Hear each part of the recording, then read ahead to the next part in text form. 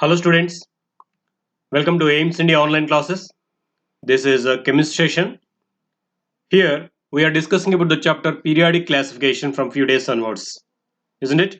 Now in this session we are going to discuss about the classification of elements into blocks. In the earlier sessions we have seen the earlier attempts for the classification of elements and how they were failed, what are the drawbacks in those classifications, and how modern periodic table was constructed, on which basis it is constructed, and different namings of the groups and periods in the modern periodic table. Those also we have seen. Now we are going to see the classification of the same modern periodic table into different blocks. At present, elements up to atomic number 118 are known. Yes, presently they have discovered so far 118 elements, isn't it? Yes. With such a large number of elements, it is very difficult to study the chemistry of the individual elements and the innumerable compounds formed by those elements. So it will be very difficult to remember the properties of each and every elements of these 118. And not only those, the compounds formed by those elements. So the remembrance of these properties of these all individually becomes a big task. It will be difficult to remember. So therefore, the elements in the periodic table are classified on the basis of their electronic configuration or based upon the valency shell electronic configurations. They are classified into four blocks. They are S, P, D, and F blocks.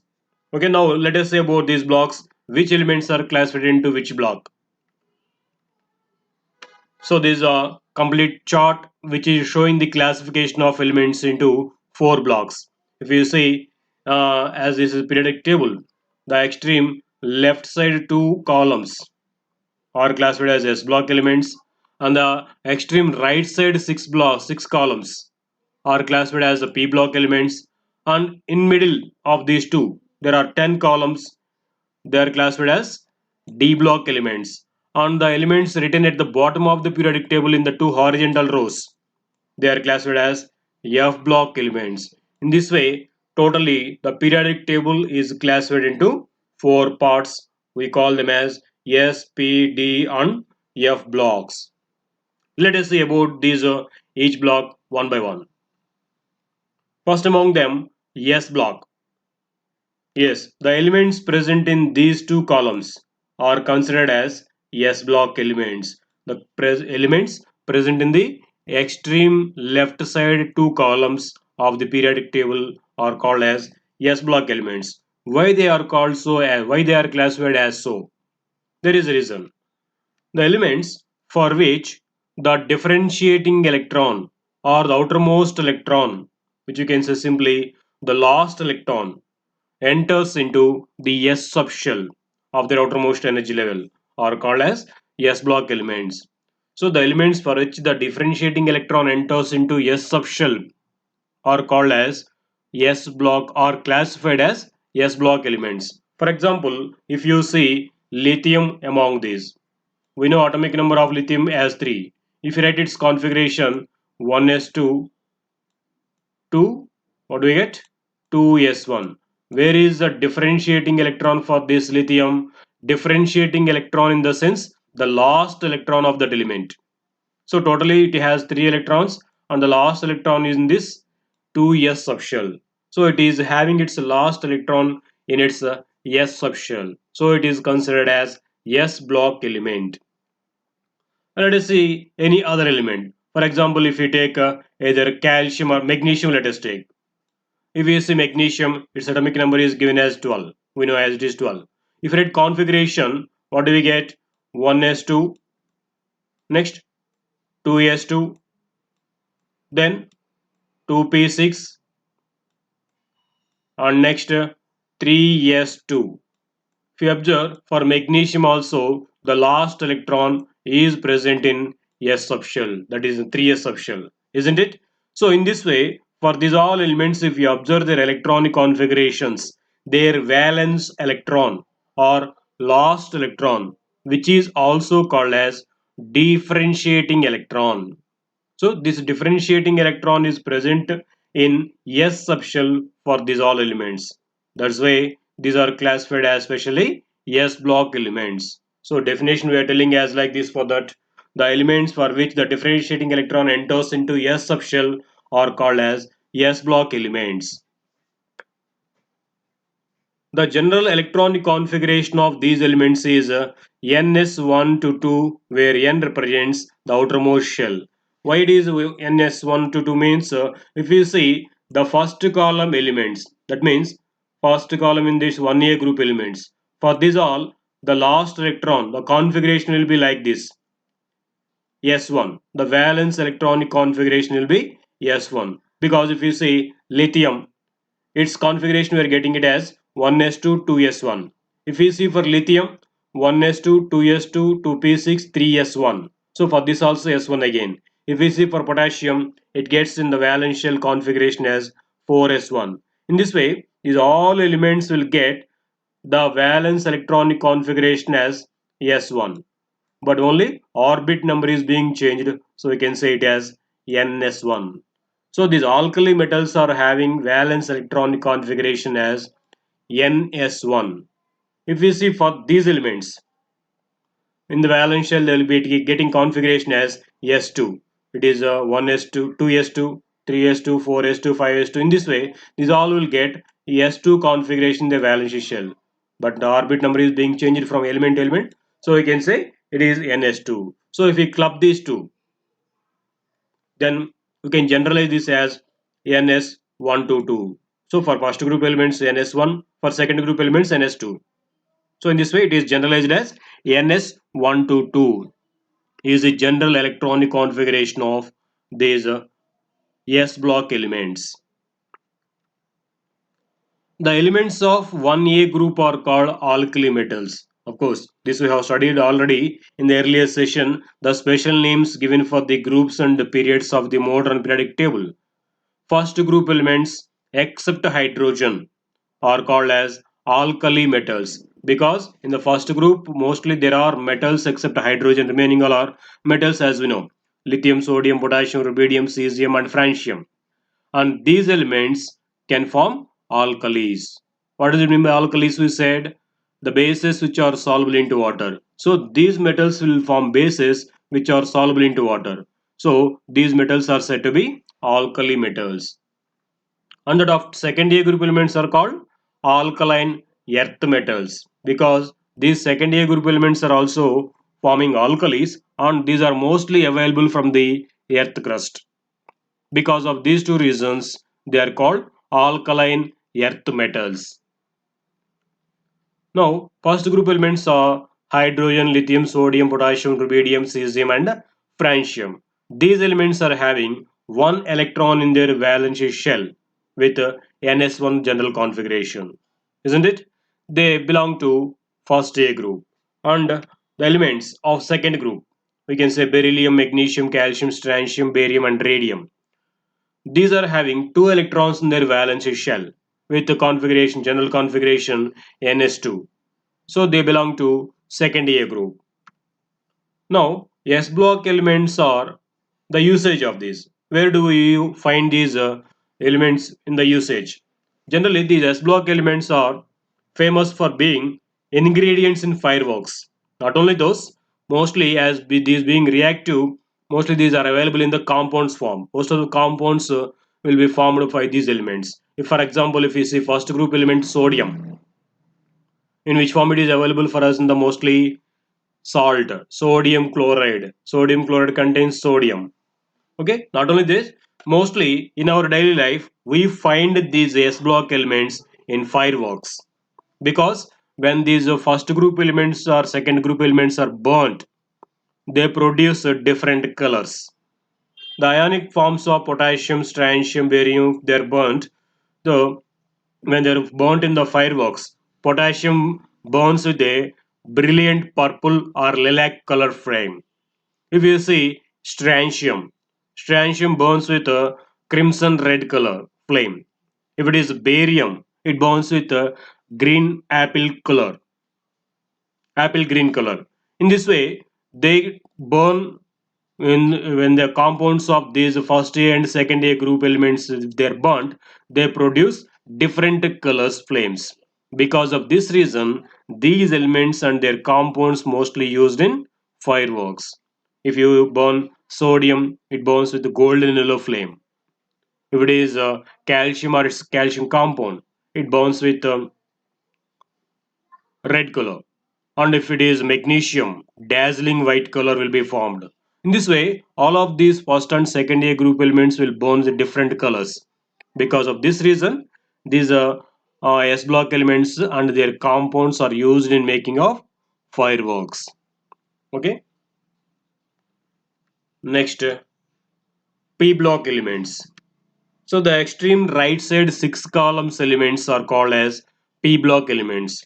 That is third A, you can say 13th group or third A group elements. To 8th A or 0 group or noble gases. Till here, these all elements are considered as P block elements. Why they are called so? That is the reason here. The elements for which the differentiating electron enters into P subshell are called P block elements. If you observe, for these all elements, the differentiating electron enters into P subshell. So we have to consider one point here, that is exception of helium. Even though helium is in the 8th A group, it will not be under P block because this element is having its differentiating electron in the S subshell. So it comes under S block element. Even though it is in the P block column, it belongs to S block because it is having its differentiating electron in the S subshell. Except that remaining these all elements are containing their differentiating electron in P subshell. What does it mean by differentiating electron? The last electron or the valence electron. Let us see one example. If we see boron, we know its atomic number as 5. If you write configuration 1s2, 2s2, what do we get? 2p1 means it is having its valence electron in the p subshell. If you see neon, neon atomic number we know as it is 10, isn't it? So if you read configuration for it, we get it as 1s2, 2s2, 2p6, isn't it? This is the electron configuration of neon. Now, where the last electron is present for this neon in this piece of shell. In this way, not only for these elements, remaining all elements also, if you observe configurations, these all will be having their differentiating electron in the p subshell. So these elements are classified as p block elements. That's to say definitionally, the elements for which the differentiating electron enters into p subshell are called as p block elements. Okay. Next, it contains elements of third A group to 8th A group. Of course, in the 8th A group, we told already helium should be accepted because it has no p electrons. So it belongs to S block even though it is in the right side. Okay. The general electronic configuration of these elements means we are telling from third A group to 8th A group all are there. So when you consider these valence electronic configurations of these all groups, 6 groups, then we can generalize it as NS2 NP126. This is a general electronic configuration of P block elements where N represents the outermost shell. Okay. It includes metals, non-metals, metalloids, and inert gases. All are there in this. So some metals are there, and some non-metals. Mostly non-metals are there, and even metalloids also. Almost all the metalloids in the p block itself. Some metals are there in the p block, and almost all the non-metals are also in the p block itself, except hydrogen. Okay. The only group with all the gaseous elements is zero group. This we discussed earlier once. Let us see once again. What is zero group? 8th A group. 8th A group contains all gases. What are those? Noble gases. Helium, neon, argon, krypton, xenon and radon. These elements are called noble gases. So this is a group which contains all gases only. Elements of S block and P block except zero group elements are together called representative elements because in the S block and P block elements are having incompleteness in their valence shell except noble gases. Of course, noble gases are having completely filled outermost shell, but except noble gases, the remaining elements present in the S block and P block are having incompleteness in their valence shell. They are not completely filled with electrons. Hence, they will be more reactive and they are responsible for the most of the chemical reactions. That is why these elements are called representative elements. Okay, S block and P block elements together called representative elements except noble gases. Next, D block elements.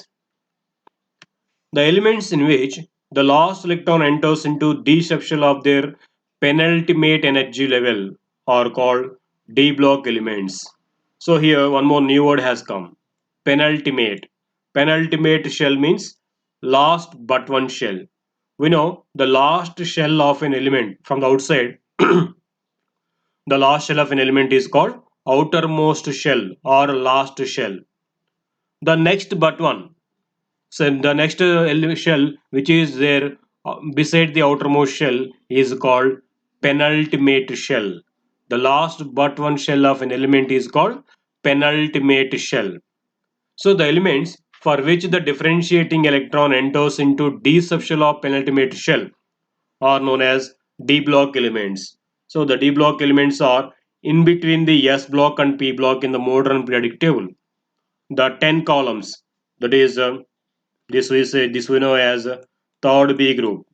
So third B2, fourth B, fifth B, sixth B, seventh B, and eighth B, 1B, and second B. So these are 10 columns elements are called as D block elements. The elements present in between the S block and P block in the periodic table are classified as D block elements. For these elements, the differentiating electron enters into D subshell of penultimate shell. What does it mean penultimate shell? The last but one shell. Okay. Now, this block is situated in between S and P blocks of the periodic table. Yes. It contains elements of third B to 8B and first B and second B groups. Total B subgroups are there in this D subshell. The general electronic configuration of these elements is n minus 1 D1 to 10 because there are totally 10 columns. For the first B group elements, it will be n minus 1 D1 ns1 ns2 because ns will be completely filled first and then electrons enters into n minus 1 d subshell according to Abbo principle we know. Okay, first outermost shell S subshell will be completely filled and then last but one shell that we call penultimate shell D subshell will be started. For these D block elements, this last but one D subshell will be started here. So we write it as ns2 n minus 1 d1 to ns2 n minus 1 d10. This will be the general electronic configuration for these 10 columns. But for some elements, there is only one electron in ns subshell. For that to represent it also, it is written as ns122 n minus 1 d1 to 10. What is that element? For example, if we take chromium, for chromium, the electronic configuration or the valence electronic configuration will be ns1, or we can write simply 4s1 3d5 because of its as per Hounslow maximum multiplicity to becomes to more stable, one electron jumps from 4s to 3d. So it becomes 4s1 3d5 instead of being 4s to 3d4. This we know already. Now how can be it represented? N s1. So if it is n, what it becomes? N minus 1. N minus 1 d5. So for the remaining elements, all it will be 2 only here. But only for two elements like chromium and copper, it will be ns1. So to represent these two elements also, ns is taken as ns122. Otherwise, it can be taken as Ns2 directly. But because of these two elements, copper and chromium, it is to be mentioned as Ns122. And D subshell will be slowly being filled with electrons from first B group to 8th B group, 10th column, 1 to 10 electrons. That is why its general electron configuration will be Ns122, N-1D, 1 to 10. So it can be represented like this, where here n-1 representing last but one shell, that we call as penultimate shell, where and n representing the outermost shell. Okay. Next, f block elements, the elements in which the last electron or differentiating electron enters into f subshell of anti-penultimate shell are called f block elements. Here one more new word, anti-penultimate. In the previous, in the D subshell or D block elements, we told penultimate shell. The elements for which the last electron in the D subshell of penultimate shell are called D block elements. In the same way, we used here one more word, anti-penultimate shell. That means the last but two shell. For an element from the outermost, if you see the last shell from the outside is called outermost shell or last shell. The next one is penultimate shell, that we say last but one shell is called penultimate. And the next to that, that is last but two shell, is called anti-penultimate shell. Now, the elements for which the differentiating electron enters into F subshell of anti-penultimate shell are called F block elements.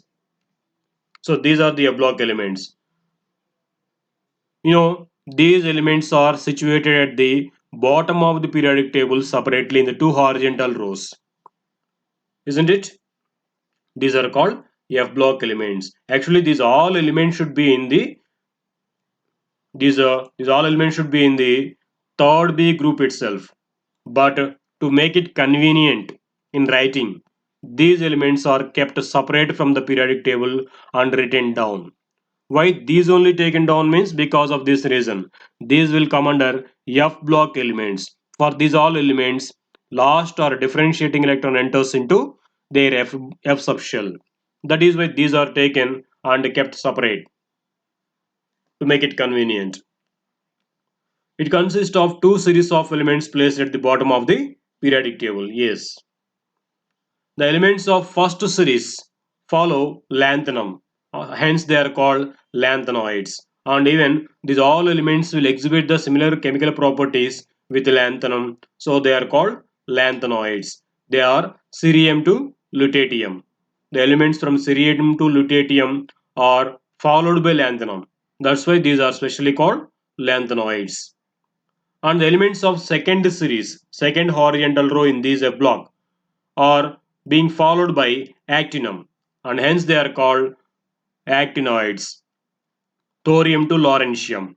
These elements are being followed by actinum, and these elements are exhibiting the chemical properties which are similar to that of actinum. That is why these are called actinoids. Lanthanoids and actinoids together called F block elements. These are also called as inner transition elements because these are separated and written down from transition elements. That is the third B group, isn't it? That is why these are also called as inner transition elements. The general electronic configuration of these elements is ns2 n-1 d12 and n-2 f1214, or in the reverse way also you can say. Why I have read like this means first ns will be filled for these elements and then n-1 and then n-2 f. In this way the configurations will be filled for these elements. So we can write these in this way also, no wrong. n-2 f1 to 14, n-1 d0 to 1, ns2. So where this n representing last shell. So for these elements, last shell S subshell is being filled, and last but one shell, that is penultimate shell, D subshell is being filled, and the F subshell of anti-penultimate shell, that is last but two shell. These three subshells are being filled for these F block elements. Okay, here n representing outermost shell or last shell, n minus 1 representing last but one shell, n minus 2 representing last but two shell. Okay, now let us see these once again. These terms which we have used, let us note these here once. So the last shell of an element is called outermost shell or valence shell, that we mentioned as n. And the last but two shell from the outside is called as penultimate shell. If the outermost shell is n, then it is mentioned as n minus 1. In those configurations we have used this term n minus 1. That represents penultimate shell. That is the last but one shell from outside. And last but two shell. That last but second shell is anti-penultimate shell or pre-shell. Pre-penultimate it also called. Okay. Third one, last but two is called anti-penultimate shell. This we have represented as n minus 2. Okay. This is about the classification of elements into four blocks. They are S block, P block, D block, and F block elements. Right. Thank you for watching our video. Please subscribe our YouTube channel AIMS Today for latest updates and recorded videos.